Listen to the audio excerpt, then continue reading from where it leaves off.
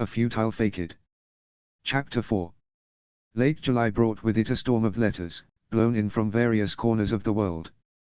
A weathered envelope encased in sterilizing spells, a wrinkled roll of fireproof parchment sprinkled liberally with stray splotches of ink, a pristinely embossed scroll on sumptuous official letterhead, and one endearingly impatient scrawl on embarrassingly expensive personal stationery. Their formats were diverse and their tidings varied, but all found her unerringly in the midst of her experimental research. Looking back over the days she spent cloistered in her lab, those letters seemed the only notes of disunity against a melody of simmering cauldrons and fevered dreams. Harry. I'm so sorry, but it looks like I won't be back for our birthdays after all. I can't give you all the details. They don't want to cause an international panic, and you know how sensitive people can be about pandemics. Oh, I guess that wasn't too reassuring, was it? Don't worry, I'll be home before you know it. They think just a few more weeks until the quarantine will be lifted.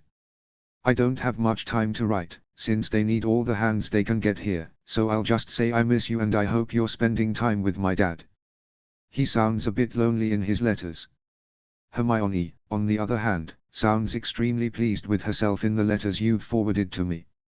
Something about volunteering at a clinic for the underprivileged. Just what have you drawn her into, Harry?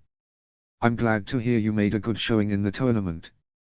Please tell me Hermione doesn't know about your participation in the fights. I really don't have the wherewithal to learn free dueling in my free time. Anyway, I really must dash. Best. Archie. She felt a slight pang at the thought of spending her birthday without Archie. They'd never had separate birthday parties, as far as she knew. It was good for Archie to have something of his own, though. She couldn't begrudge him his American adventure. Her reply was understanding and cheerfully encouraging. She promised to keep Sirius entertained and apologized for complicating his relationship with Hermione. She also mentally adjusted the timeline for finishing his birthday present. She'd have to factor in the time it took for International Owl Mail, apparently. Miss Potter. I have made recent progress on developing the amplification base you requested. Rather than the single, all-encompassing augmentation that I set out to create, however, the results of my experimental process have delinearized our task somewhat. Instead of a general enhancement, I am now working to design a variable base. I realize the original intention was that the imbued magic itself would be the variable, but I now believe our purposes would be better served if at least one major ingredient in the base was matched with the intended effect of the magic imbued in it. It is in this way, via the pairing of key ingredient with magical intention, that the effects of the entire concoction will be magnified exponentially. Thus, the recipe for my proposed variable base is enclosed. Where it calls for the signifying ingredient, one may substitute what one likes.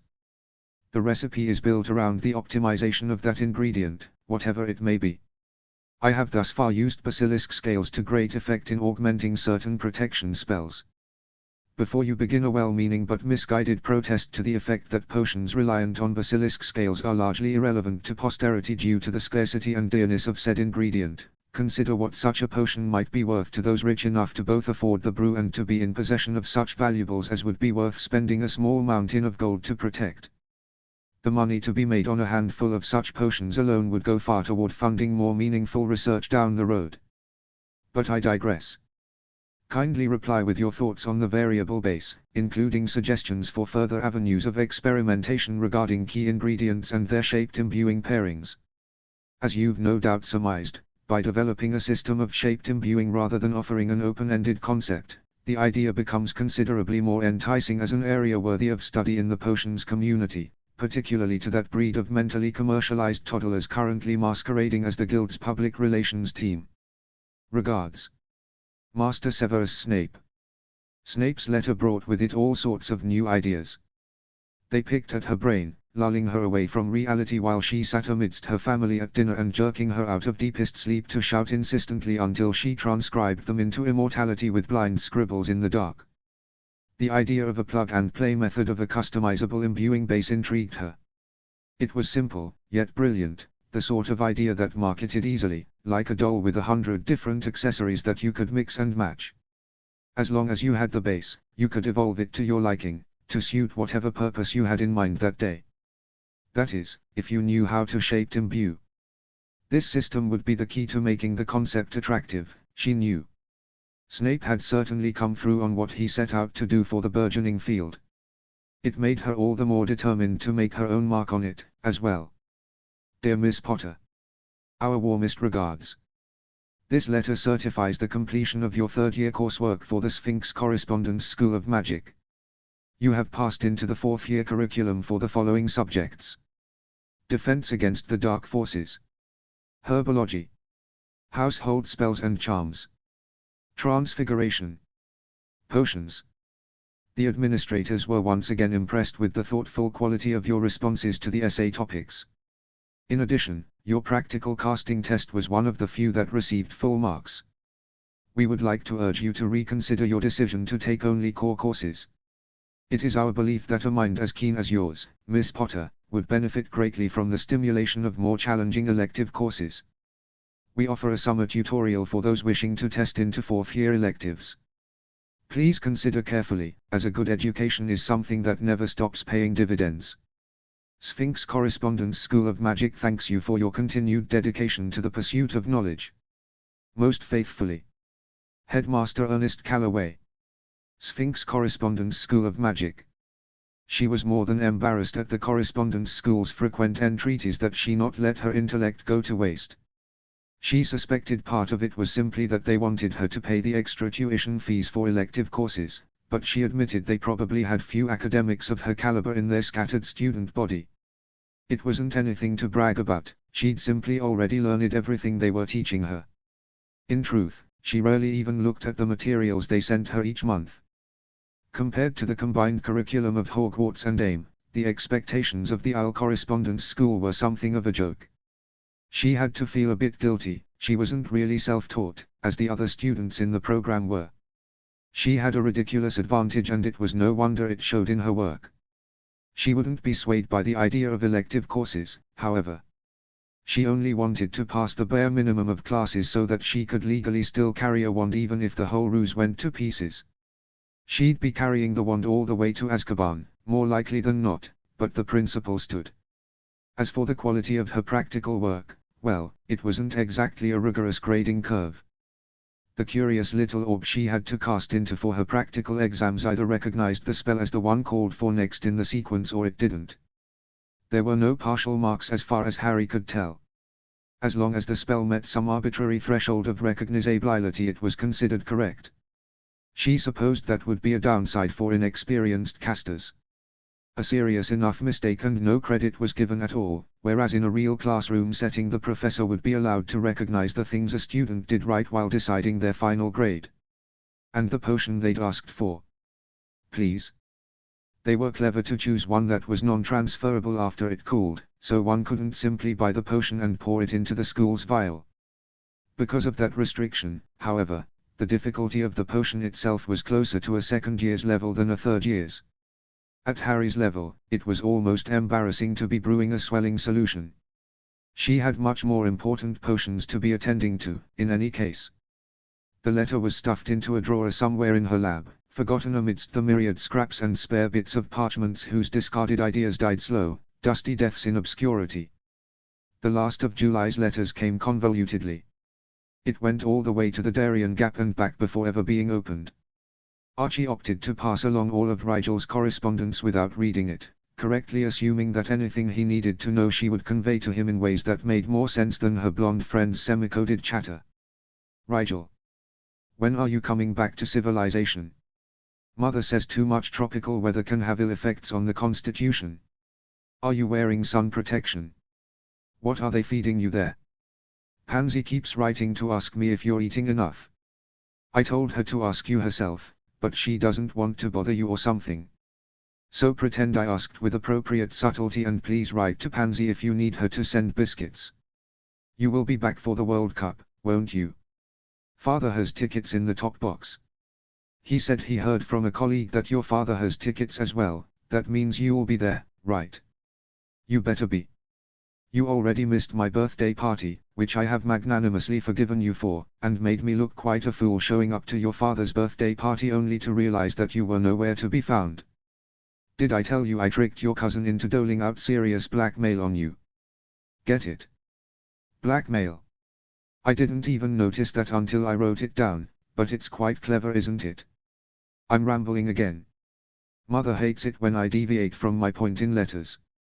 She wishes to remind you that you must accept an invitation to tea the very moment you step foot inside the country. Don't forget, or she will presume that I forgot to remind you. Tell me when you're coming home. Draco.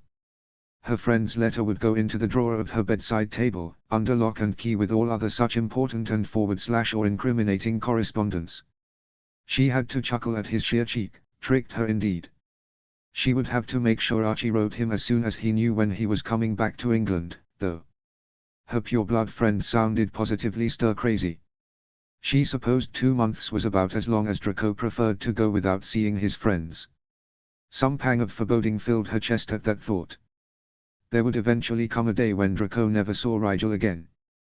Was she prepared for the fallout that would come from that storm? Probably not, she admitted, but there was nothing for it now. She turned her attention back to her cauldron. Some things could still benefit from her present attention. -0. HP. -0. Her birthday party was held at Potter Place, on the 31st of July, since their usual practice of straddling the dates between Archie's birthday and hers would be pointless without Archie there to celebrate with them. It was an unavoidably lively affair, and normally the overkill on festivities didn't bother her, but, with her cousin's absence, the entirety of her family's exuberance landed squarely on her own shoulders. I don't think I can eat all this, she said, looking down with bemusement at the mountain of cake on her plate. It looked as if Sirius had cut her a slice and then decided it wasn't enough and dumped another piece on top of it, then stuck 14 candles haphazardly on top. You won't know until you try, Sirius said cheerfully, looking pleased as anything with his pink oven mitts propped on lean hips. That was true, she supposed, and yet. Usually Archie takes my cake. She sighed. Achoo. Addie piped up from her high chair. She had already turned her cake into a frosting smear. That's right, Addie James said proudly, patting his toddler on the head gently. I think she sneezed, Remus said. Nonsense, James said. She's a genius. Even if she is, there's nothing for you to be bragging about. Sirius guffawed. Gets it from Lily, doesn't she? She could get it from me, James protested. That's right, Remus said, mockingly serious. Why, I heard James sneeze yesterday and it sounded just like, oh. We can't be throwing food already, Lily moaned. Harry hasn't even blown out her candles yet. It was true, the wax was beginning to drip, in fact.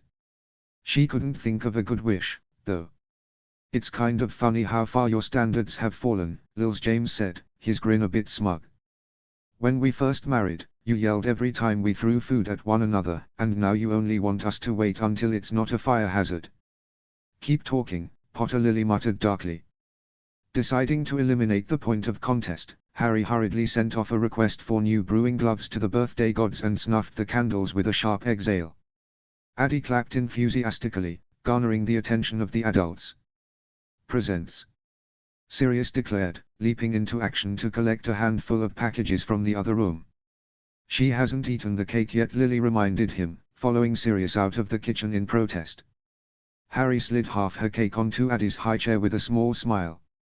The little red-headed toddler seemed to be having more fun mashing the cake into a moldable medium than she predicted she'd have eating it. I'm not sure that's, never mind, James said, watching Addie swipe her hand into the cake like a queen rejecting a suitor. The cake fell to the floor just as Lily came back in, somehow having been talked into carrying half the presents. Oh, honestly. You do know that parenting is not a spectator sport, darling. Lily said, stepping pointedly around the cake to set the colorful packages down in front of Harry. Sirius was a beat behind her, piling his on top in a precarious stack that invited her to start unwrapping before it toppled into her lap. Harry smiled her thanks and began picking presents from around the edges. There was an assortment of sweets that pretty much came standard on any occasion with her family. Then came the personal gifts. From her mother, a pair of delicate hair clips, for when you feel like growing your hair out. Sirius got her a book on animagi, to the tune of Remus' soft groan of despair. Her father's gift was surprisingly endearing, a set of potion bottles with custom labels. She peered at the label on one and had to smile widely when she took in the depiction of a little fawn peering unafraid at a growling mountain lion through a shimmering blue shield. The words Potter's Protection Potion hung above the picture against a starry sky, and on the back was a short description of the potion's use. "I'm drawing up ones for the cancelling potion, but they aren't finished yet," James said, a little unsurely. She stood to give him a hug, not a brief perfunctory squeeze but a real embrace, complete with slow, deep breaths and awkward smile as she pulled away. "I love them. I'm going to use a duplication charm and bottle all my protection potions in them from now on." "Decree for the reasonable restriction of underage magic," Lily said half-heartedly. "By which I mean I'll be asking a responsible adult to duplicate them for me," Harry said smoothly. "Good luck finding one around here." Sirius laughed. "I think I qualify," Remus said, looking offended. "You got her dueling gauntlets," Sirius countered. "That's the opposite of responsible." "She hasn't opened that one yet," Lily said, dropping her head into her hands in exasperation. "I am so sorry, Harry. I honestly couldn't imagine a birthday any different," she said, laughing at her uncle's sheepish expressions. "Forget unwrapping, Remus," then James said, reaching into his robe pocket. "We actually have another gift for you. This one's a joint gift, from Sirius and me." He pulled out what looked like a regular hand mirror, the kind a noble lady might use to peer at her reflection, in fact. Its rounded edges were adorned with silver roses and on the back a stylized P dominated the engravings. "It's lovely," she said. She had to wonder how her father had hit the mark so spectacularly on his first gift and fallen so far from the target on his second.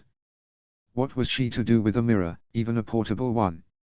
James must have read her thoughts, for he laughed at her. "It's a communication mirror, Harry. One part of a two-way link. With it, you can talk to the other mirror anytime, day or night, no matter the distance between them." She reappraised the delicate item. "Who has the other one?" she asked, a grin playing on her face. If it was as she suspected, her life just became a great deal simpler. "Archie, of course," Sirius said, bouncing slightly in his seat out of excitement. "I mailed it to him last week. Your father and I, had a pair in school, and we mostly used it for making jokes when we had separate detentions. With you and Archie spending so much time apart, though, we thought, you ought to have your own pair. We know how close you two are, and sometimes letters just aren't enough."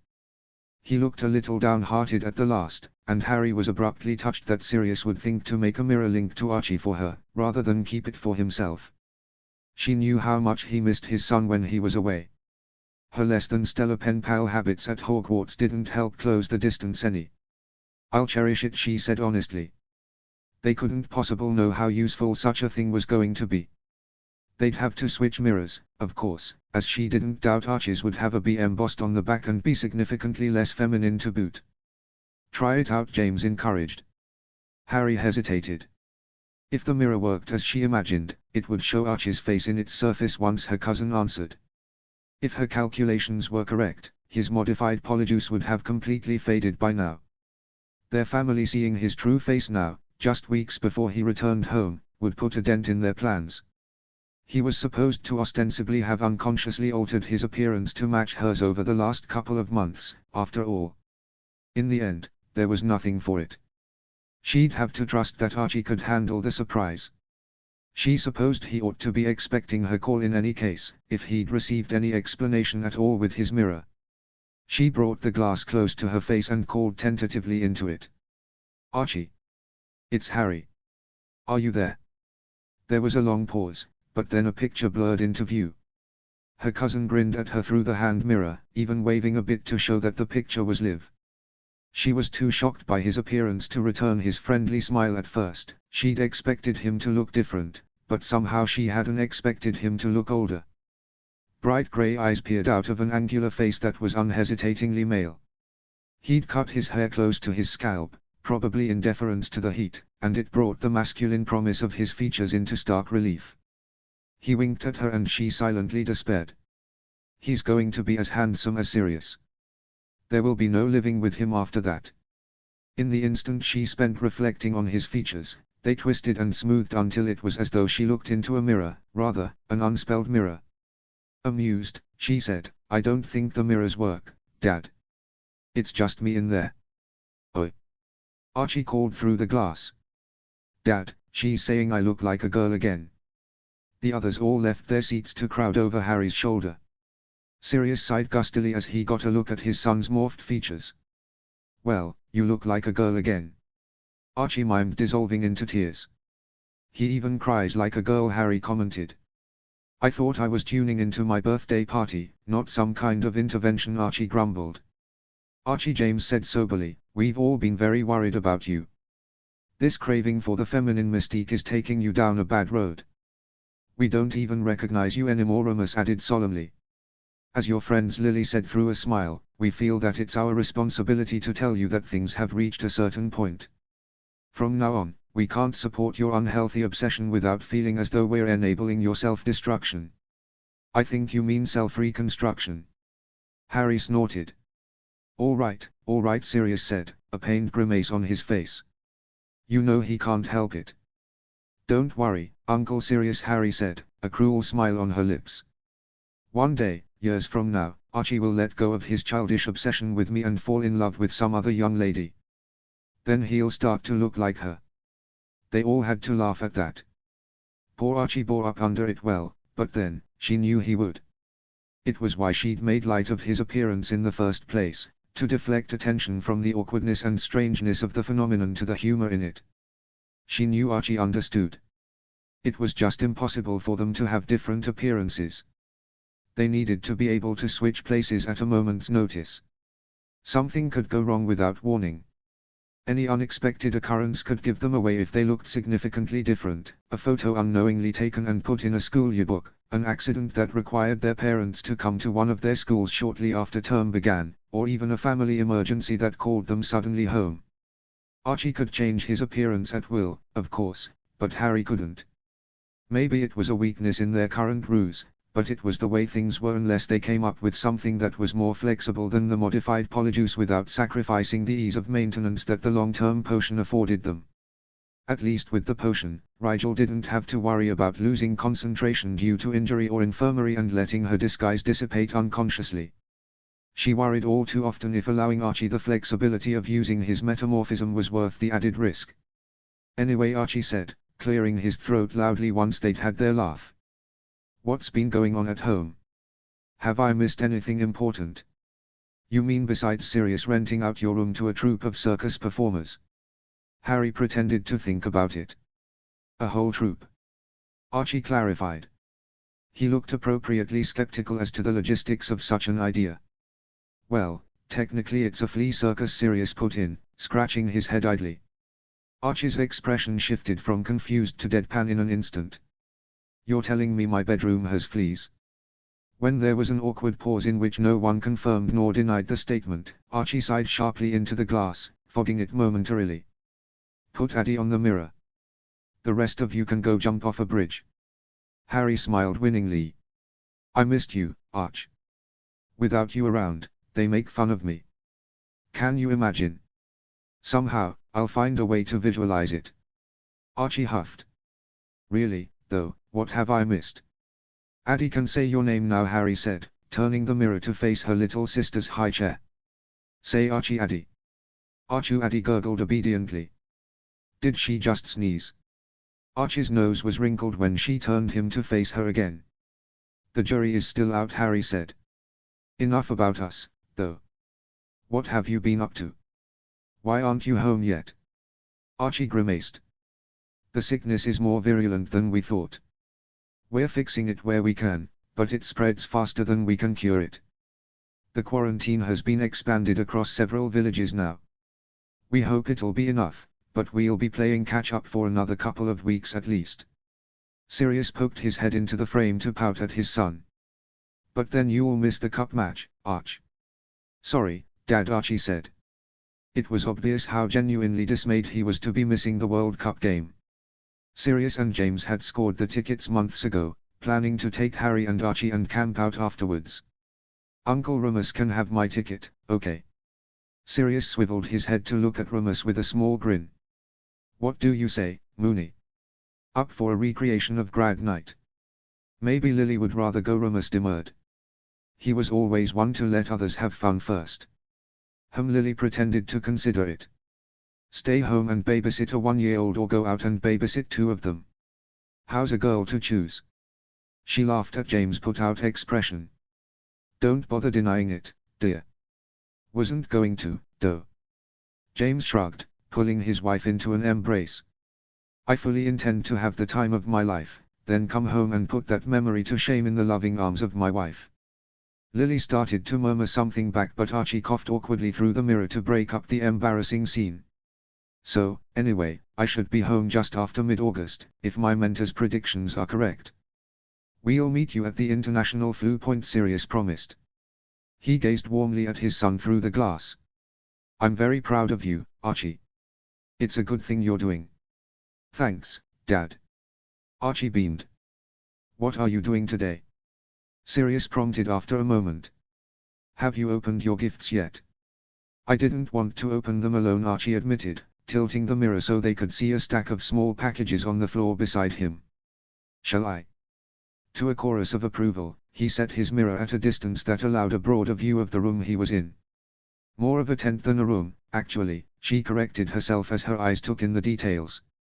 There was a small pallet pushed to one side and several bowls of water that she supposed were for washing in or drinking from. Pinned to the fabric of the wall directly behind Archie was a map with bright red pins splattered like freckles across the landscape it depicted. Several stacks of books littered the corners of the tent, making her think the only surface in his quarters was the little round table whose edge came into the bottom edge of the mirror's view. First one is from Harry. Ah, sorry I didn't get you anything, cause he said, laughing sheepishly. You've been busy, Harry said, shrugging. Just don't die and we'll call it even. Deal. Archie happily ripped away the paper to reveal a box of homemade chocolates. Suspiciously wholesome, he commented, squinting at them. He found the tag and read it. Fizzling 4 berries. Well, that's a perfectly innocent identifier. Am I meant to eat these or torture others with them? What's a 4-berry? Sirius stage whispered to Remus. It's French. Remus sighed. Fancy, Sirius said, nodding with an impressed moo to his lips. You can eat one if you want, Harry said, smiling slyly. Did you make them yourself? Her cousin asked warily. Dad helped, she said, blinking innocently. Definitely not eating it, then. Archie laughed. What's it do? It fizzles, Harry said seriously. Like a fizzing whizbee. Archie guessed. Well, they don't make you levitate, Harry hedged. But they do fizzle, James added helpfully, having a hard time suppressing his grin. He'd had a grand time helping her test out the coating she'd cooked up to paint over the chocolates. It fizzled upon contact with saliva, filling the mouth with a crackling sensation not unlike a mild electric field. Unlike most sweets, whose effects faded after swallowing as the stomach acid broke down the physical components to the enchantments, however, the fizzling 4 berries kept fizzling. All the way through the stomach and into the intestines. James swore the one he ate was still fizzling when it hit the toilet on the other end, but she'd decided to simply take his word for that instead of investigating further. The feeling was like someone tickling you from the inside out and, because it was potion-based, not even a finite aimed at a person's guts could still the eerie sensation of your belly vibrating as though you'd swallowed a wind-up toy. She thought it was just the sort of mildly gross prank Archie would have a good laugh over. I'll save those for a day I'm feeling slightly masochistic, then Archie said, shaking his head with amusement. Just don't give them to anyone with ulcers, Harry recommended. Archie promised to keep that in mind and moved on to the next present. Harry handed the mirror off to the others so they could see him open their gifts and simply soaked in the atmosphere of having all of her family sort of together once more. Addie squealed a little and muttered nonsensical things in protest of being ignored for so long, so Harry pushed some more of her cake onto the girl's tray. Addie blew a few spit bubbles in an eloquent show of gratitude and Harry smiled. There was something to be said for people who were easily pleased. -0. HP. -0. James stared at her. She stared back. They were sitting across the kitchen table, eating a light Saturday lunch of corned beef sandwiches. She was chewing slowly, methodically almost. The calm patience she radiated contrasted sharply with the disturbed disbelief that furrowed her father's eyebrows. A mouthful of corned beef hung half-chewed between gaping jaws. After a long moment he collected himself. Swallowed. Cleared his throat. Said, "You want to invite a Lestrange to our house?" She nodded slowly. "To Potter Place," James clarified, as though she might have declared some other residence her homestead in the last 5 minutes. "For potions brewing," she confirmed. "Is this going to be a thing, now?" James demanded. "You, just bringing older men over to brew potions in your lab all the time?" "I don't think twice ever qualifies as all the time," she said reasonably.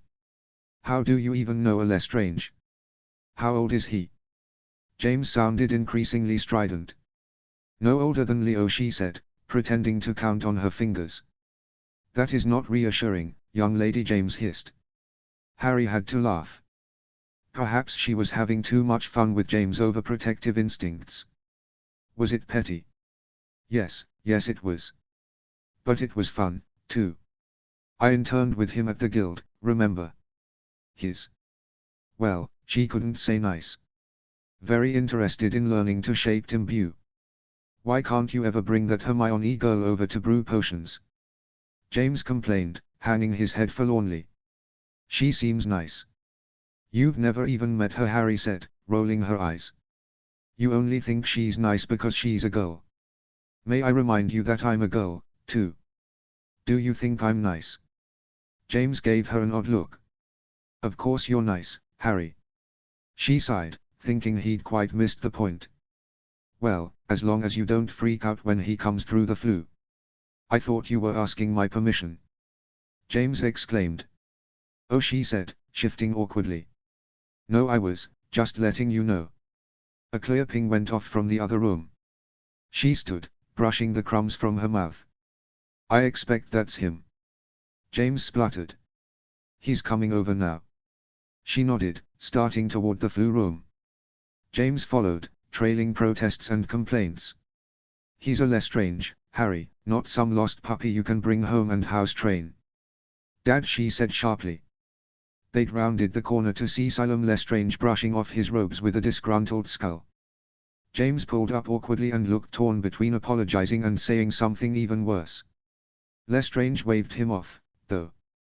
"Don't worry about it, Potter. My mother had the same reaction when I told her where I was going. Only she threw a vase at me," he added, plucking a piece of porcelain out of his hair idly. "Missed." The fight went out of James almost at once. "Let your mother know if we'll need an extra place for dinner," he mumbled, retreating to the kitchen with only one last, sour look in Lestrange's direction. Harry led Silas to the basement stairs, saying over her shoulder, "Believe it or not, it's not personal. My dad hates all boys regardless of surname." Lestrange sniffed. "As if I would lower myself to court the half-blood daughter of a—" Yes, consider me insulted," Harry said, stalking into the lab and plopping down on a stool. She edged a spare stool toward her guest with a nudge of her foot. A small smile crept over her face as she said, in a cheesy salesman's voice, "So you want to learn to shape imbue?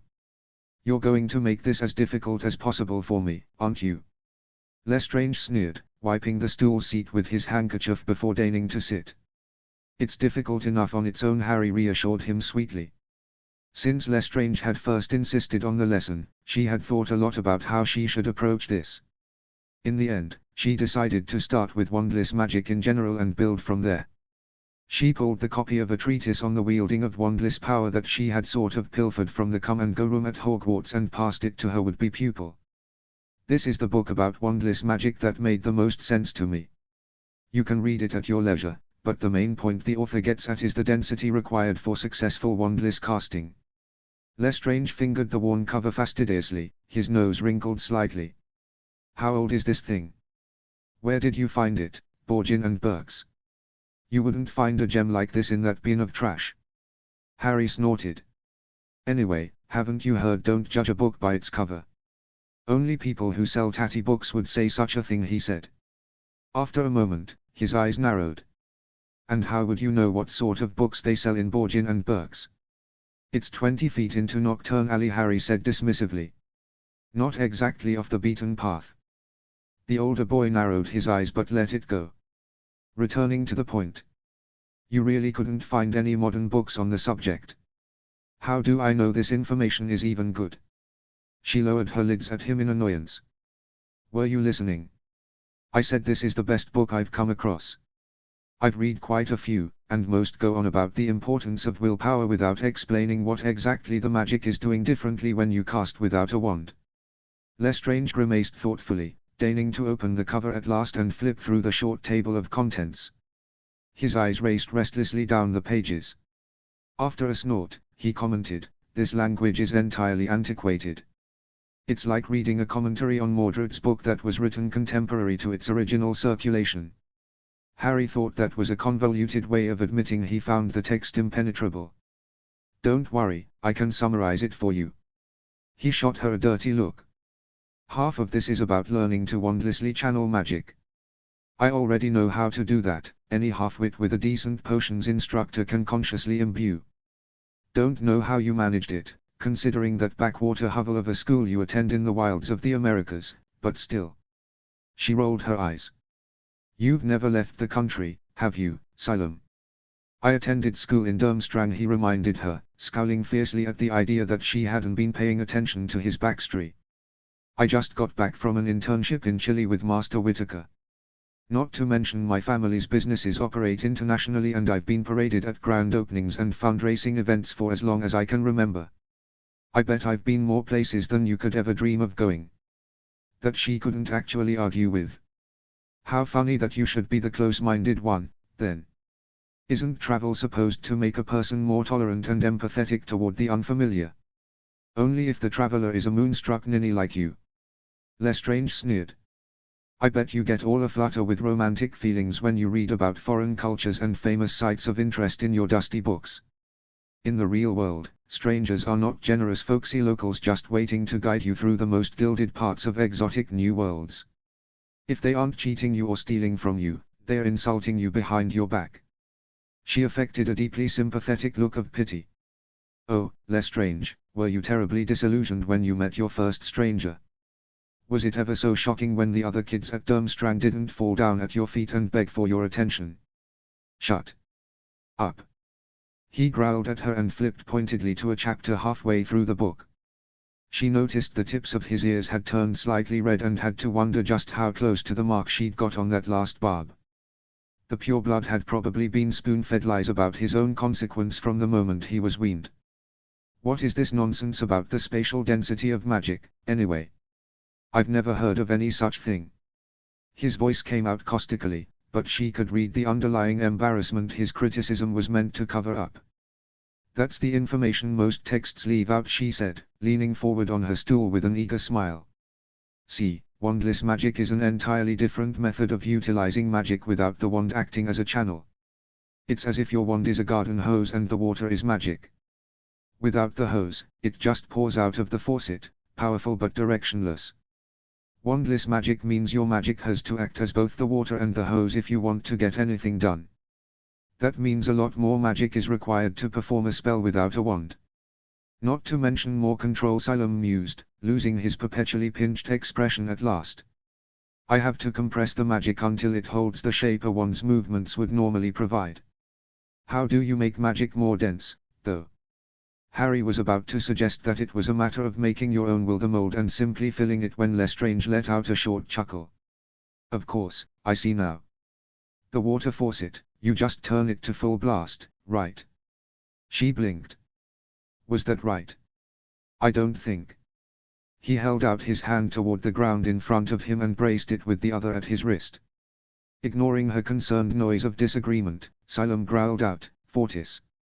The shield burst into being before his hand and then kept expanding, bigger and brighter until, with a bang, it exploded outward, meeting the basement floor with a thunderous crack.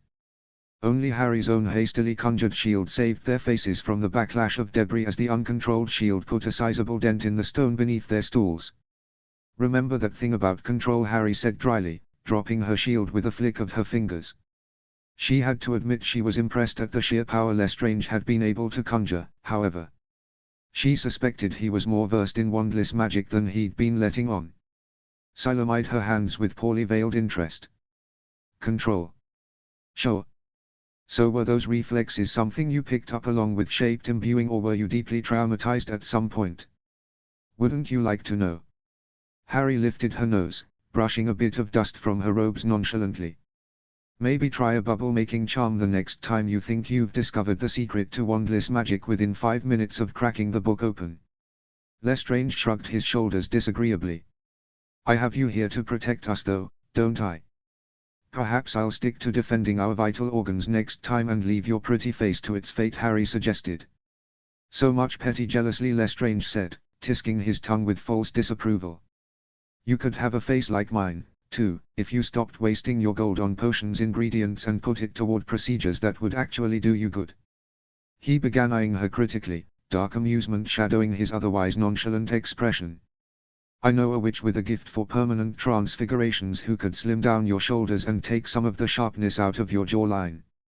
Probably even fix those eyebrows for free as a public service.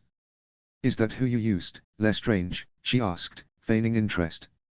After a beat of thoughtful silence she added, I'm surprised you'd recommend her services, considering. She gave him a dismissive once-over that had him bristling.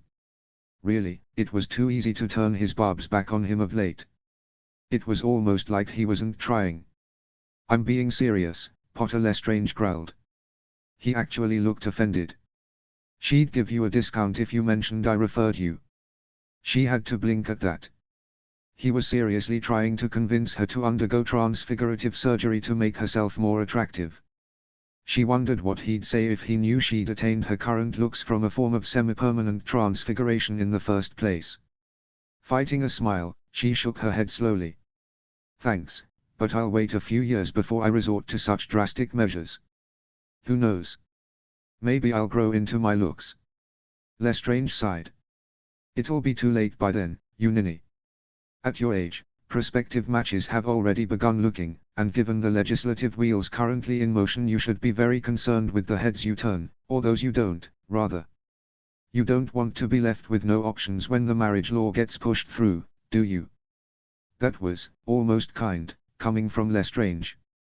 Still, his concern was wildly misguided, in this instance. I'll take it under advisement, she said diplomatically. Quite ready for the conversation to shift back to ground on which she could get her footing, she cleared her throat. Try wandless casting again, only this time hold the spell inside you as long as possible before letting the magic manifest. As usual, you make no bloody sense, Potter, Lestrange muttered, twisting his neck elegantly in a show of gearing himself up once more. Learning how to cast wandlessly is part of the process, Harry said patiently, but it isn't the final goal. You want to start working backwards as soon as possible so you don't get so comfortable with wandless magic that you can no longer conceptualize what you're doing. That will make it harder to reverse engineer. Shaped imbuing is about shaping the magic without releasing it. It's going to go against most of your instincts at first, so it will take time to overcome that. How long did it take you to learn? Lestrange demanded. She coughed a bit awkwardly. Oh. Actually, I did it by accident. I didn't realize it was odd until Master Thompson told me it literally wasn't possible.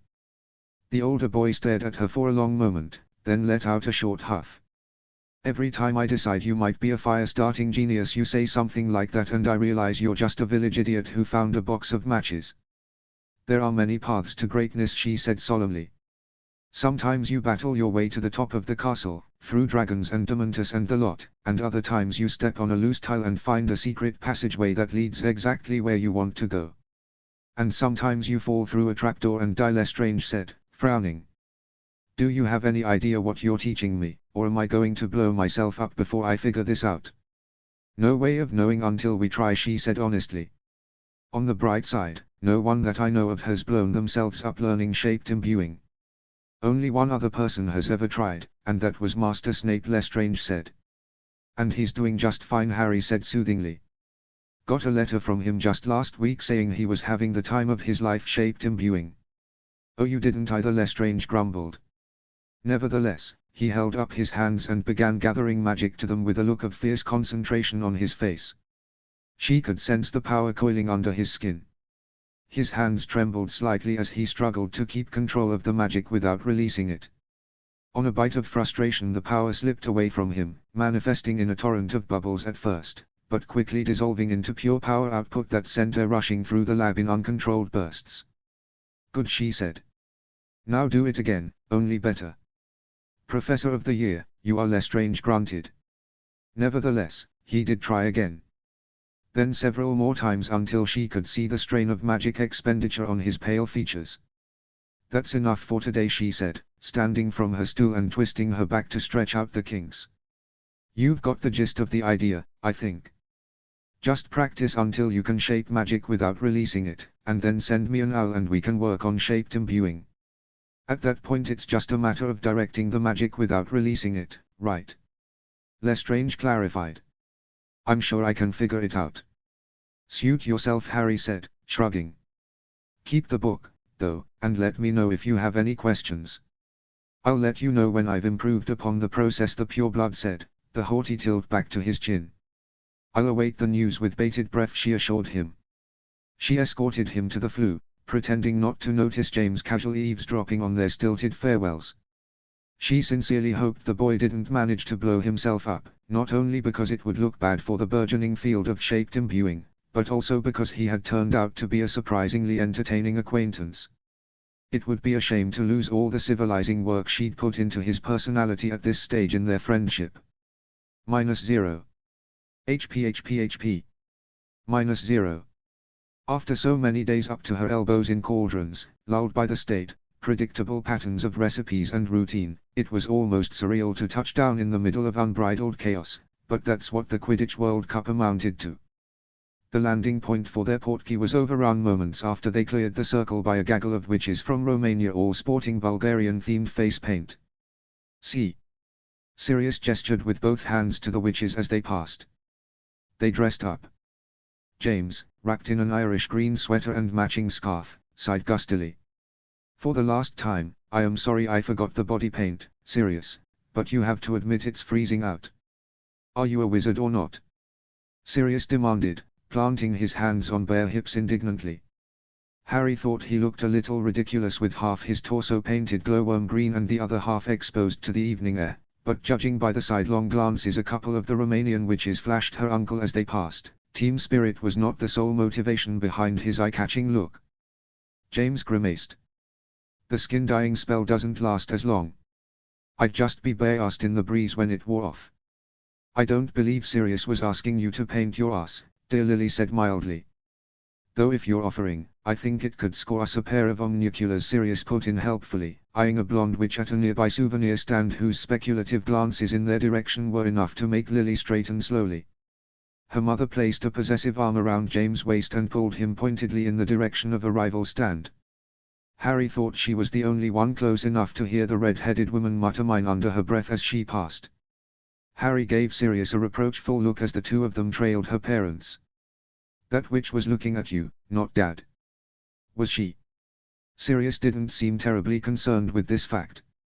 He was newly distracted by a headset that advertised a live audio feed to the players' boxes. "Well, this seems a bit easy to take advantage of. I hope you're not planning on gambling, Sirius."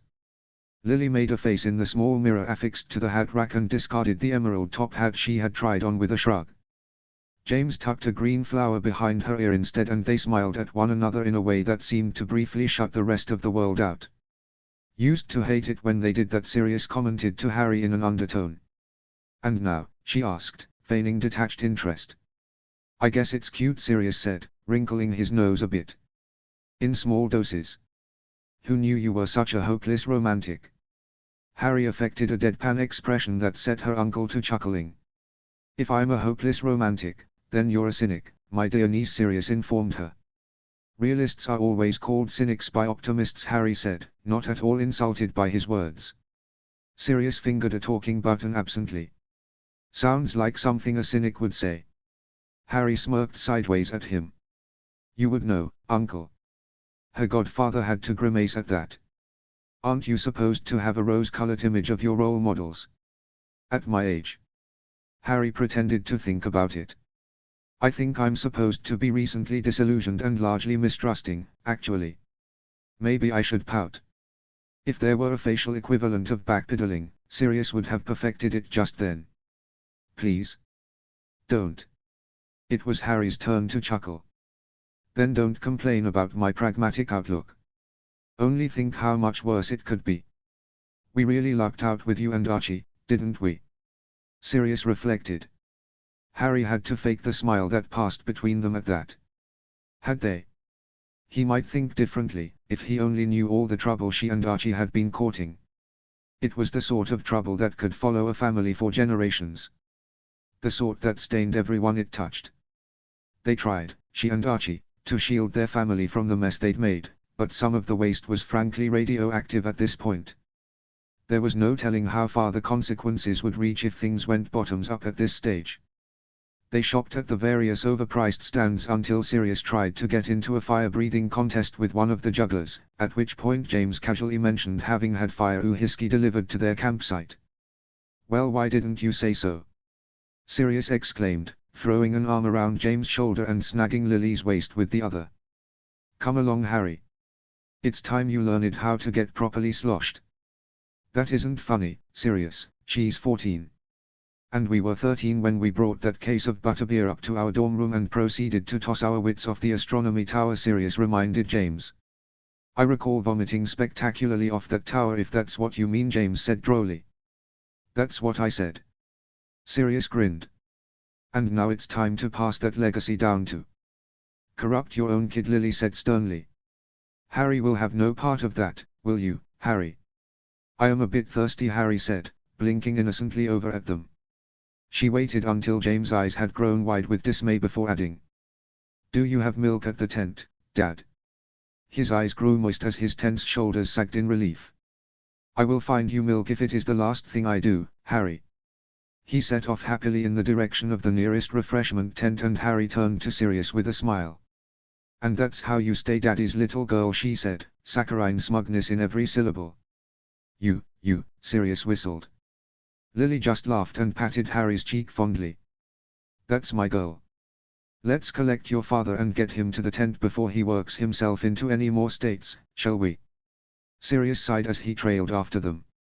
"James used to be so fun." "Don't pretend you aren't having fun riling him," Lily said. "It's not the same," Sirius complained. "It's exactly the same." Lily laughed. "Maybe you're the one who isn't fun anymore." Sirius could not have looked more affronted if Lily had doused him in cold water. Harry couldn't help but suggest, "That sounded like a challenge, Uncle Sirius." Before Lily could utter a word of repentance, Sirius was crowing. "I am the funnest of them all. You'll rue the day you questioned the merrymaking capabilities of one Sirius Black." He grabbed for his wand and shot dozens of green sparks into the air one after another, like an American cowboy shooting his weapon boisterously into the sky.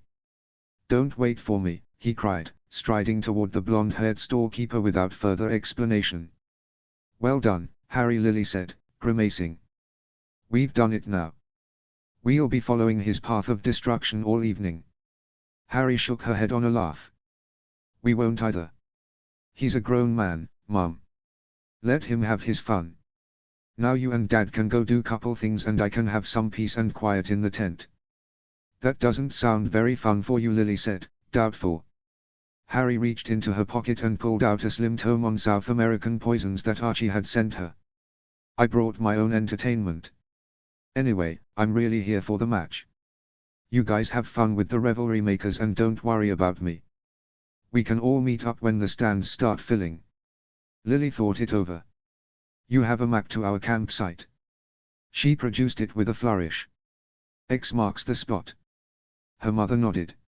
"All right, then. You're more than old enough to look after yourself. Just keep a watchful eye on your purse, Harry, and don't do anything that Remus wouldn't do." Harry grinned. "Had to think for a moment to come up with a good example, didn't you, Mum? That's sad." "Oh, go on then." Lily waved her away with an exasperated huff. She spotted James coming their way with a cup of milk in his hand and smoothly intercepted him, taking the cup and sipping from it with a playful smile of thanks. Harry waved cheerfully and set off into the crowds, weaving through throngs of wizarding folk all dressed in wildly impractical amalgamations of clothing. The inundation of red and green everywhere gave the effect of a Christmas party gone terribly wrong.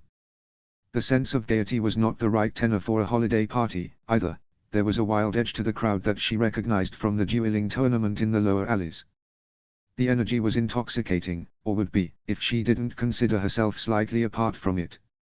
She was not the sort to surrender her consciousness to an atmosphere, no matter how enjoyable. She preferred the role of observer. It was no less enjoyable, and she valued the control it afforded. Past the concession stands were rows and rows of tents, though the term row might be a rather forgiving description of the way they were arranged. There were pathways between and around the hundreds of canvas dwellings, but they twisted and turned sharply about themselves, giving the impression that no sort of organization existed at all. The haphazard manner in which the occupying wizards comported themselves and their belongings further complicated the path she took on her way to their designated tent. She stepped over blankets and chairs, skipped around the occasional stray toddler, and several times ducked hastily to avoid a poorly aimed firework. Harry. Harriet Potter, over here. Speaking of poorly aimed fireworks. She turned her head to see Fred and George Weasley waving excitedly at her from the next row over. She picked her way toward them with a polite expression of curiosity on her face. Well met, you two. How long have you been here? Nearly all day, Fred said, leaning down from his not inconsiderable height to speak to her. Our family caught one of the first portkeys in this morning. You. Just arrived, she said, gesturing vaguely behind her. My parents are wandering about the stalls, and Uncle Sirius is causing trouble somewhere. I was just going to relax in our tent for a while before. I'm going to stop you right there, George said, holding up a hand. She blinked patiently at him as he cleared his throat and continued, in a grander tone. Young maiden, we, Messrs. Weasley and, incidentally enough, Weasley, will be your escorts for the evening. She turned her nose up primly. And what qualifies you two scoundrels to escort a hoity-toity lass like myself? Apart from our dashing good looks and natural charm. George pretended to consider it. Can't think of a thing. Fred. We know Rigel, Fred said brightly. He paired the sentiment with a broad smile. You forget I know very well what sort of people Rigel hangs about with, Harry said. She looked them over in their wildly patterned Irish pride gear and made an unconvinced face. Lowering her voice, she added, you haven't got fleas, have you? George scratched absently at his ear. Why? You got something against blood-sucking parasites? Doesn't everyone? She asked, raising her eyebrows. Actually, vampires are quite in vogue at the moment, Fred told her gravely. There's even a new vampire bar in Hogsmeade that serves the diurnally challenged. She wrinkled her nose. She was almost afraid to ask, but... What's it called? Fantastic Fancies, Fred drawled. Oh, it can't be. She made an ill face. Don't listen to him. George shoved his brother away with disgust. It's a restaurant, not a bar, and it's called Bloody Good Bites. She snorted. That's even worse. Where do you two come up with this stuff? It's a gift, George sighed. We aren't proud of it, Fred agreed. Except when they are a new voice cut in. The three of them turned as Ginny Weasley, decked gamely in green trousers and a white jacket, joined their group. Evening, Harry. These two weren't bothering you, were they? What will you do if they were, she wondered. George clapped a hand over her mouth as Fred gasped dramatically. Both turned fearful eyes on their little sister, who began cracking her knuckles ominously. Please don't. Not again. We promise. To be good. They fell to their knees with loud sobbing noises as Ginny picked her fingernails idly. People began turning to see what all the fuss was about, and several onlookers stopped walking and stared uncertainly at the twins before Ginny shooed them away with an eye roll. Honestly, you two, must there always be a scene? Fred popped lightly to his feet and George stood with an oh-so-casual stretch. Yes, Fred said plainly. It's in our contract, George clarified. Consider yourselves terminated, Ginny said. She turned flat eyes toward Harry. What were you doing before these airheads waylaid you? I was going to read a book in my tent, Harry said, shrugging at the grimaces of pity the twins shot her. Lovely, Ginny said. She linked her arm through one of Harry's and tugged her in a random direction. Let's do that. Tell Dad I'm with the Potters, she added to her brothers. But, George frowned after her. You aren't. Fred trailed off with a defeated sigh as Ginny pointedly pulled Harry around the corner of a large tent. The red-headed girl dropped Harry's elbow once they were out of sight and smiled somewhat sharply at her. "Sorry to use you so shamelessly when we aren't very good friends yet." Harry smiled back and shook her head. "No apology necessary, we females must look out for one another." Ginny frowned. "I don't need looking out for." "But your family feels differently," Harry guessed. "Are you really going to come with me, or did you just say that to get away? Are you really going to go read a book, or did you just say that to get away?" Ginny shot back, tilting her chin in a challenge. Harry felt her eyes narrow of their own accord and a smile played across her lips. She sometimes forgot why she liked Ginny, but other times the redhead brought a thrill to her stomach that made her think Ginny was the sort of girl she wished she could be, maybe even the sort she would have been, if her deceptive lifestyle didn't warrant caution and placidity at every turn. Even though it absolutely had been her intention to find her tent and read the book in her pocket, she found herself saying boldly, "I'm sure we can find something more interesting to do around here." "Well, maybe," Ginny said, shrugging. "It's only the Quidditch World Cup." They eyed one another with twin expressions of forced boredom until Harry cracked a grin and they both dissolved into hearty laughter.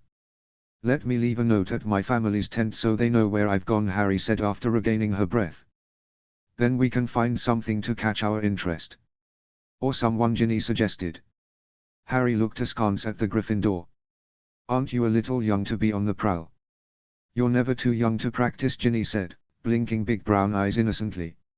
Harry considered the girl critically. "I can still see your smile when you do that," she said, gesturing with a finger to the corner of Ginny's mouth. "Try thinking of something that confuses you when you make those eyes, it'll add a dimension of genuine knife to the expression that might detract from the enjoyment you partake in making it." Ginny gaped at her. Then her face morphed into a positively predatory look of glee. "Show me." Harry allowed her features to fall into an expression of dismayed apology. With wide, regretful eyes she demurred. "Oh, I couldn't possibly pull it off. I was just," she flapped her hands unsurely. "Just suggesting, that's all." Ginny stared harder at her. After a moment, Harry dropped her pretense with a lazy grin and Ginny started to chuckle softly.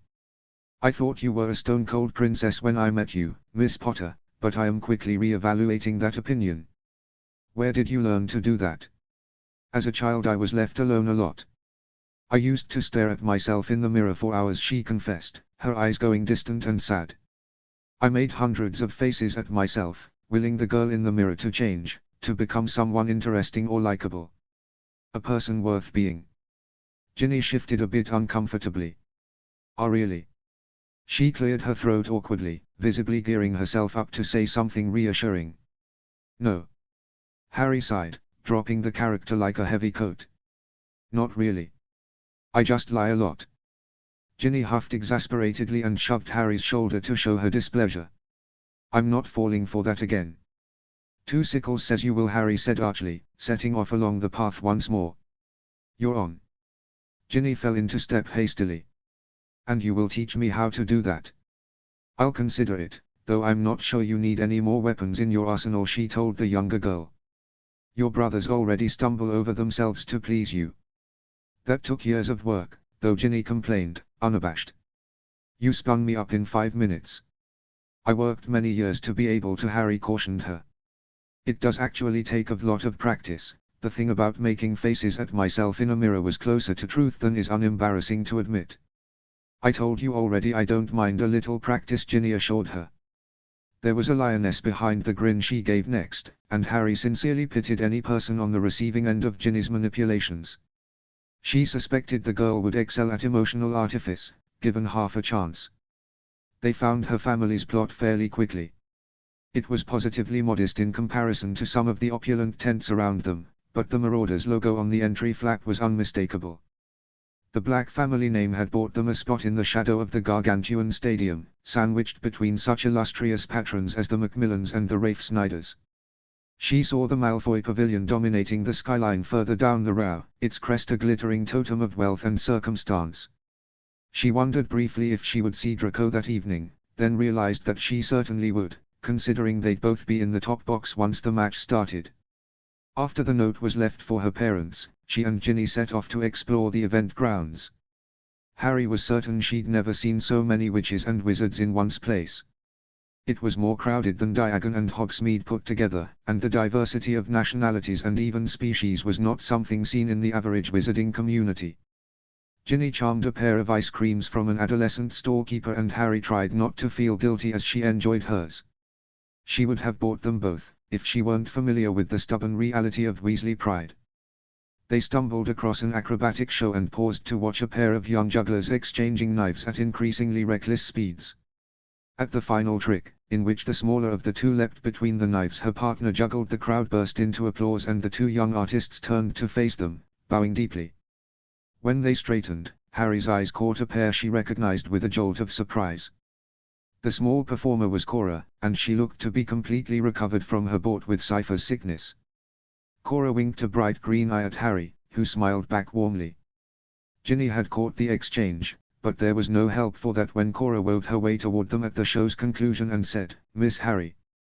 Leo didn't say you'd be here." "He didn't say you'd be here," either, Harry said, tilting her head at the girl consideringly. "Did you run away to join the circus?" Cora laughed heartily. "You can't make money at a circus, Harry, everyone knows that. This is my troupe. We're the best juggling act in London, and Leo managed to get us passes to perform here at the Cup. Didn't know I was a professional, did ya?" "I don't know how I missed it," Harry said. "You're quite talented. Are you taking donations, then?" "Not from you," Cora said, rolling her eyes at Harry. "You only saved my life. Healer Hurst told me so." "What about from me, then?" Ginny asked, holding out a nut with a small smile of her own. "Depends," Cora said slowly. "How you?" "This is my friend, Ginny," Harry said. "Ginny, this is Cora." Cora stuck her hand, still in its fingerless padded gloves, out toward Ginny smartly.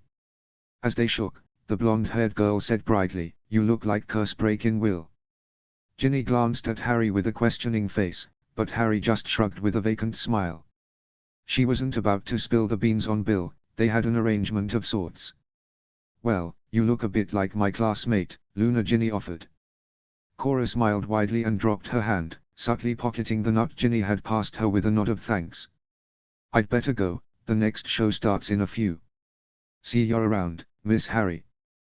They waved as the girl trotted back to her troupe, then meandered on their way toward the souvenir stands. "Cora looks like a gutter rat," Ginny said in her usual blunt way of conversing. "She looked pretty presentable today, actually," Harry said. Ginny shot her a look. "You know what I mean. She lives off the coin she makes juggling, doesn't she?" "Among other things," Harry admitted. "Why? How did you meet her? And who's Leo? Is he her pimp or something?" Ginny's tone was placid but her eyes were sharp with curiosity. Harry wrinkled her nose. "Goodness, no. Leo is just a mutual friend. I met her in Diagon Alley by chance." "And you saved her life during this chance encounter?" Ginny pressed. "Nothing so dramatic," she assured the girl. "Saving people is rather Rigel's thing, don't you think?" Ginny seemed willing to turn the conversation in that direction. "His record does work against him in that respect." "Was he always like that? I mean, you grew up together, right? Did he save you all the time?" Harry couldn't help but laugh at that. "No, not really. Rigel was entirely unassuming until he went to Hogwarts. He liked to read and play Quidditch and do the same things other children do. Hogwarts has been a poor influence on him, I dare say." "He claims to be unassuming still," Ginny said, shaking her head bemusedly. "He walks around like all the ridiculous things that happen around him aren't his fault." "Well, they aren't really." "Don't defend him," Ginny said sternly. "Rigel's oblivious attitude is what gets him into half those dramatic situations, you know. If he admitted he was special, people would stop bothering him about it." "I'm not sure that's what would happen," Harry said, grimacing. "Rigel isn't oblivious, but he's wary of the sort of people who would start bothering him if it came out he was as unusual as people seem to think." It was painful to be so honest about herself, but if she could appease people like Ginny as Harry, it would make her time as Rigel that much easier. "It's better if people believe he's just very unlucky, don't you see?" So you admit he is special? Ginny said, a sly grin on her face.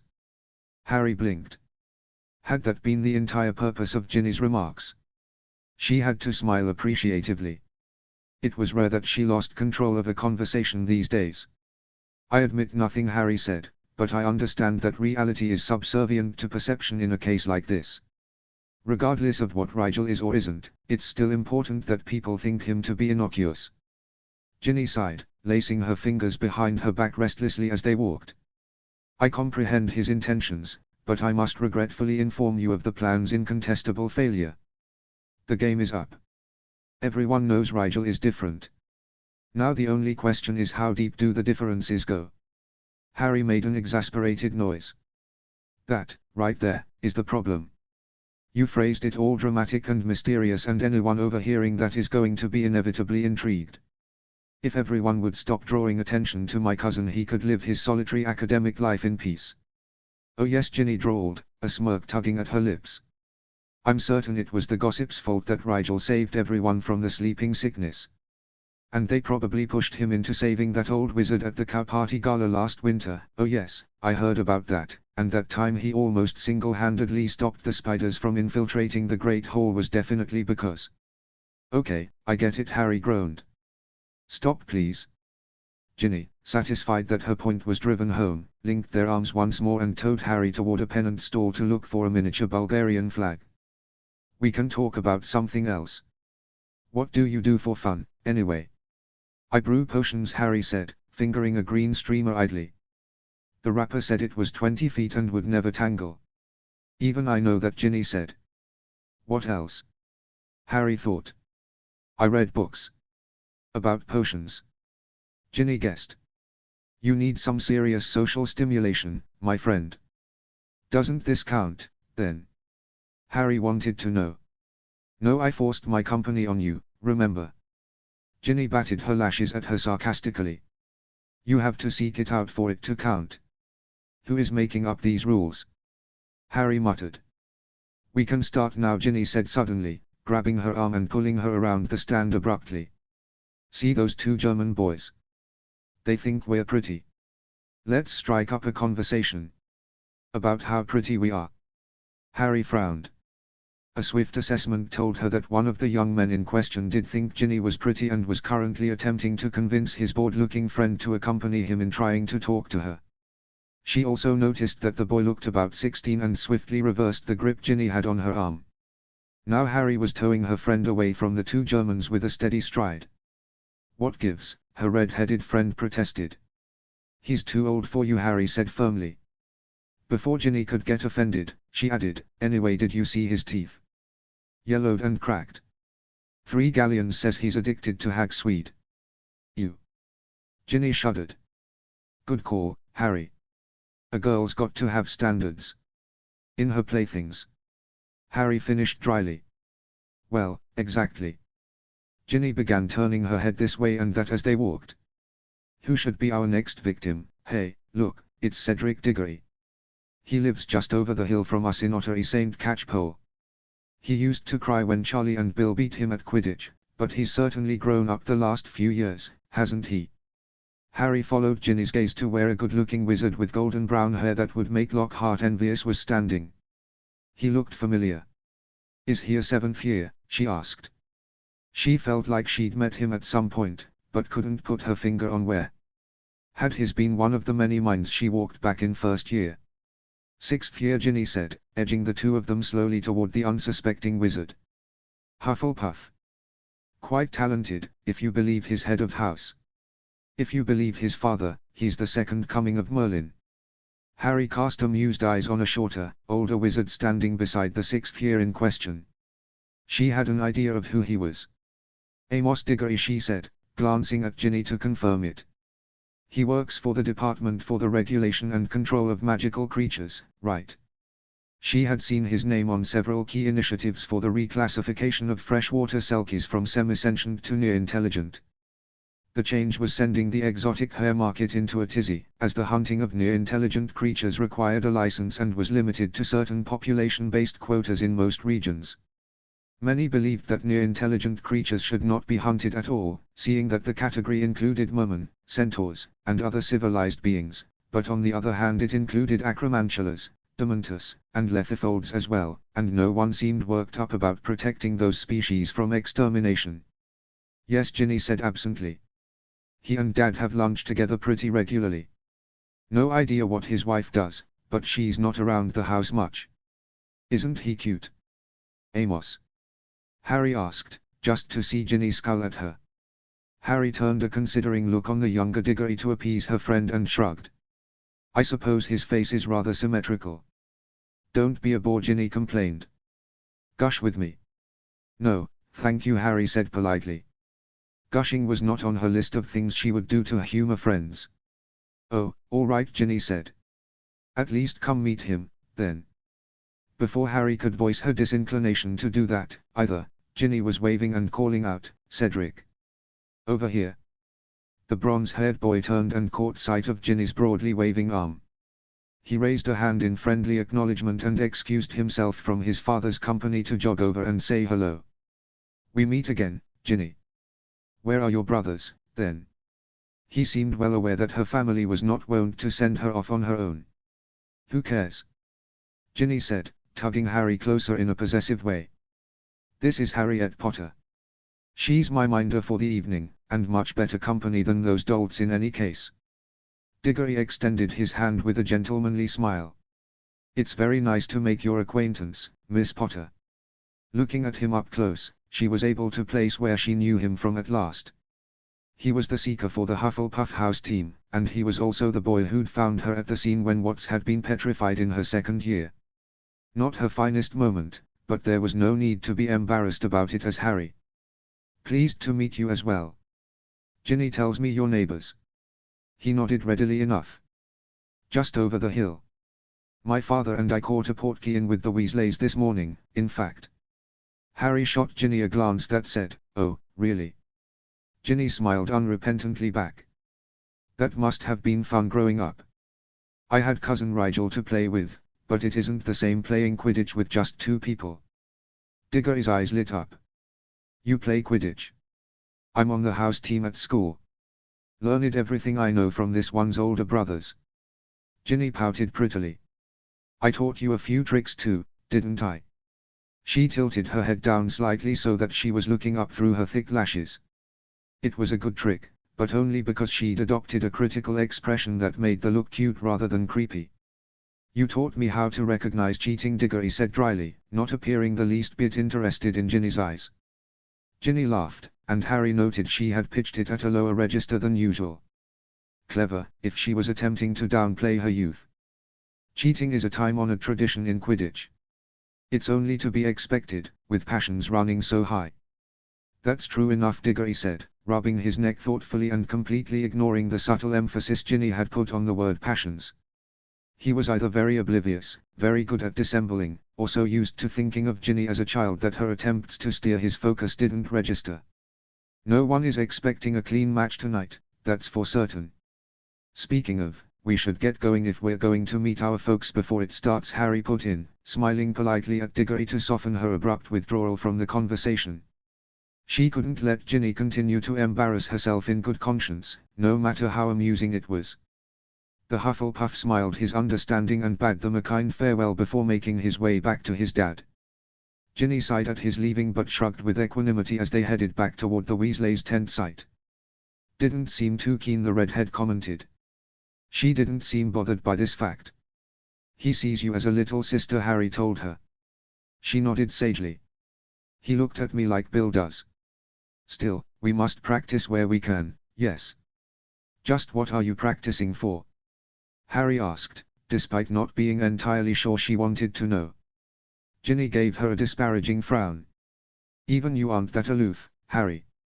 I may be the seventh child of a disgraced family, but I'll be expected to marry too one day. I'm not dense. I know it's going to be an uphill battle. I lack both personality and circumstance, but at least the former I can fake, if I use elements of distraction and capitalize on my physical attributes. Harry, disturbed at the idea of a 13-year-old using physical assets to social advantage, allowed her gaze to slide into frank honesty. You do have personality, Ginny. It's not one that compliments everyone, But that's good. You have the personality of curry. It's spicy, but interesting. I have the personality of a stomach flu, Ginny said, grimacing. There's no need to be polite about it. I'm extremely rude and I don't generally apologize for it. I like making people uncomfortable. I enjoy putting them off balance. Now I have to learn the sort of likability that people marry for, though. I'm not complaining, everyone has to learn it, near as I can tell. I'm just behind schedule. Any help would be appreciated. Harry thought about that as they walked. She supposed social nicety was a good skill for everyone to have. Okay. The first thing you should work on is using your age to your advantage. It might seem counterintuitive to your eventual purpose to downplay your sexuality, but at this point boldness will work against you and draw attention to the sharper aspects of your personality. Your goal should be to soften the edges people perceive instead. Speech patterns will go a long way toward this, as will a tiny bit of projected uncertainty. People expect females to lack confidence in any case, so a small dose of self-deprecation will slot you neatly into most people's expectations. They won't notice even relatively obvious slip-ups once they've categorized you. People are mentally lazy like that. She gave all the advice she could think of that might be useful to Ginny's purpose. By the time they reached their destination, she had only one last suggestion.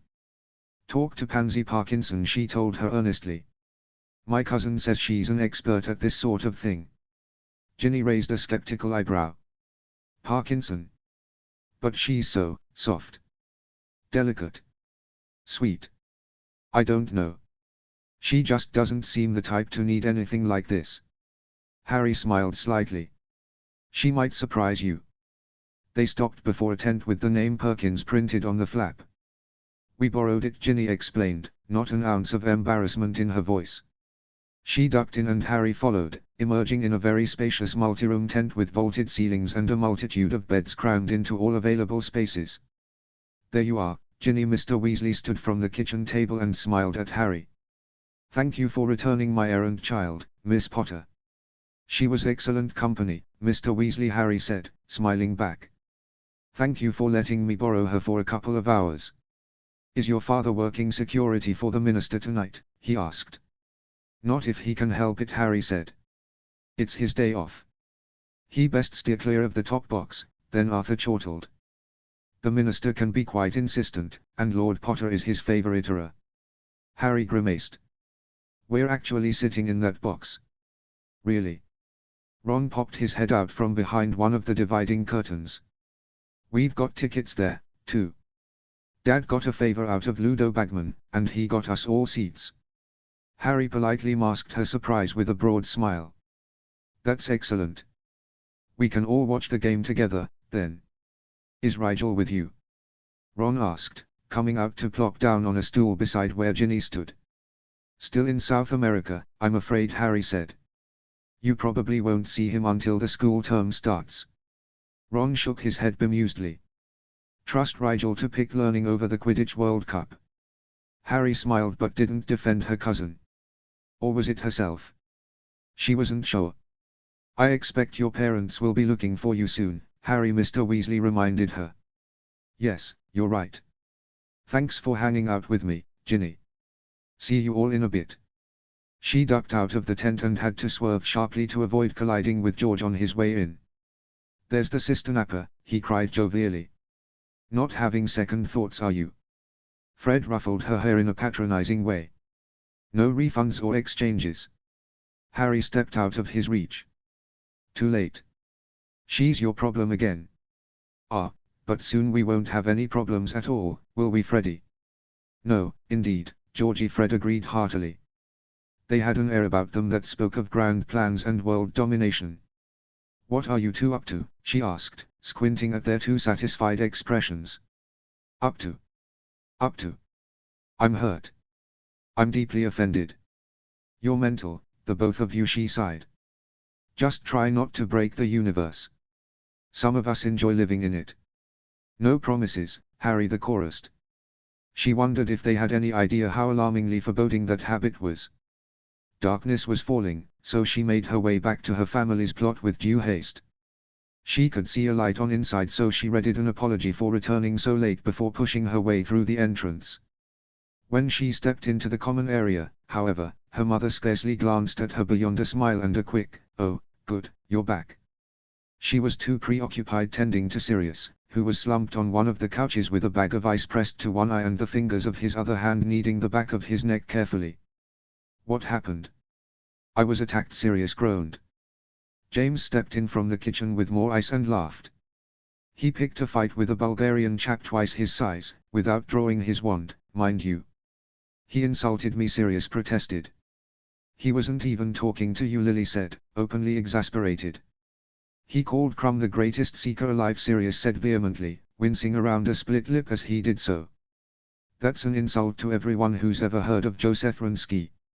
"Runsky doesn't even play for the Grodzisk Goblins anymore," James pointed out. "He's still alive," Sirius stressed. "It's the principle of the thing. Can't just go around making comments like that willy-nilly. Not for some 17-year-old with a couple of broom endorsements, anyway." He continued to grumble as James helped him position the other bag of ice over his split lip. Lily favored Harry with a dry look and said, "What was that you said about grown men not requiring other people's supervision?" Harry sighed sadly. "I'm so disillusioned." "None of that," Sirius complained. "James, your daughter is cynical and depressing." James dropped the ice with an affronted sniff and Sirius yelped as the cold pack landed in his lap. Harry laughed and took out her wand. "Let me fix it, Uncle Sirius. Otherwise your whole face will be numb by the time the match starts." "You can't do underage magic outside of school," Lily protested. Her eyes were sympathetic as she gazed at Sirius' pitiful expression, though. "What will Mr. Malfoy say if Lord Black shows up at the top box looking like he lost a fist fight?" she mused aloud. James grimaced and Sirius groaned. Lily gave in with good grace. "All right, but we tell no one of this." Harry grinned a bit. "Hold still, Uncle. It'll only hurt if I make it worse." His expression went from relieved to apprehensive in an instant. Once she began the healing process, however, he relaxed entirely with rueful gratitude. Cuts and bruises were nothing to her skills, and before 2 minutes had passed Sirius looked like his old self. She paused as the last of his split lip closed together and asked her parents, "What do you think, should I make his nose a little more crooked?" Sirius placed a protective hand over the appendage in question and leaned away from her so fast his chair tipped over. From his sprawled position on the ground he pouted. James chuckled as he helped his friend up. Sirius brushed himself off regally and said, with as much dignity as he could conjure, "Well, what are we all standing about for? We better get a move on if we don't want to miss the start." They warded the tent for theft and started toward the stadium. They weren't alone by any stretch of the imagination. A sea of bodies lay between them and the entrance, so they shuffled slowly along with the sluggish momentum you might expect from a herd of cattle. Vendors pressed in on all sides, desperate to sell their last wares before the match got underway. She couldn't help but wonder why a stadium so large would have only one major entrance. Security, perhaps, though she didn't know what, short of depriving every spectator of his or her wand, could be done to eliminate the risks posed by having so many witches and wizards gathered in one place. Once inside the stadium, they made better time. For a small fee, Sirius secured them passage to the topmost level of the stands via private lift. They stepped out onto a metal platform that wound its way precariously along the outer rim of the stadium. Doors along its length led to various private boxes that sold for a spectacular amount of money to the right bidder. She wasn't surprised to see signs endorsing the names of notoriously wealthy families from both Britain and the European continent on the doors they passed en route to the top box. She didn't know why or how Sirius had secured them seats in the same box that the Minister of Magic would be sitting in, but she suspected he had been more involved in politics of late than he let on to even her parents and rumors. At times she found newspaper clippings on his desk in his family's library instead of in the rubbish bin, where the paper usually wound up after being gutted for its Quidditch section. After showing the security wizard at the door their tickets, they were allowed entrance. Harry had to blink sharply at the eye-watering decker before her brain let any other details about the box penetrate her consciousness. It, like the rest of the stadium, was constructed of lightweight wood that was nevertheless reinforced with a suite of stabilizing and strengthening spells to keep the cheaply made structure robust. Unlike the rest of the stadium, the top box was reinforced with lead shield charms and other protective wards to protect those within from stray balls and players. As though in protest of the perfectly practical frame, the interior of the box looked as though a gilded lily had been violently ill all over it. Gold and purple seat cushions that were obviously more decorative than comfortable cluttered the chairs. A banner with some sort of ugly abstract